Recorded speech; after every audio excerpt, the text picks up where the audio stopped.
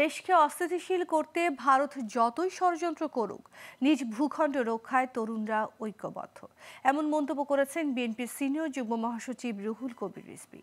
সকালে নয়াপল্টনে এক সংক্ষিপ্ত সমাবেশেই তিনি এই মন্তব্য করেন। বিশ্বের কাছে বাংলাদেশের ভাবমূর্তি নষ্ট করাই ভারতের মূল ষড়যন্ত্র বলেও মনে করেন বিএনপির এই নেতা। বিস্তারিত আওলাদ বাবলুর প্রতিবেদনে।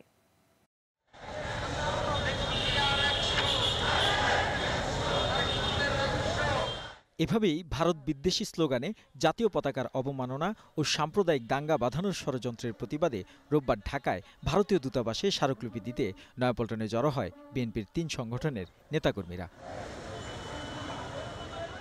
পদযাত্রার আগে সংক্ষিপ্ত বক্তব্য দেন বিএনপির সিনিয়র যুগ্ম মহাসচিব রুহুল কবির রিজভী। তিনি অভিযোগ করেন, ভারত এখন কঠোর সাম্প্রদায়িক দেশ। তারা এই সাম্প্রদায়িকতাকে পুঁজি করে বাংলাদেশকেও অস্থিতিশীল করার ষড়যন্ত্র করছে। তবে এতে কোনো কাজ হবে না, কারণ নিজ ভূখণ্ড রক্ষায় দেশের তরুণরা ঐক্যবদ্ধ।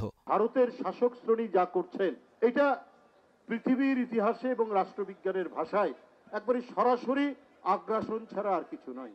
ওরা এত মন খারাপ কেন শেখ হাসিনার জন্য? কারণ ভুটান তাদের সাথে নেই, নেপাল নেই, পাকিস্তান নেই, শ্রীলঙ্কা নেই, ছোট্ট একটি দ্বীপ রাষ্ট্র মালদ্বীপ তাদের সাথে নেই।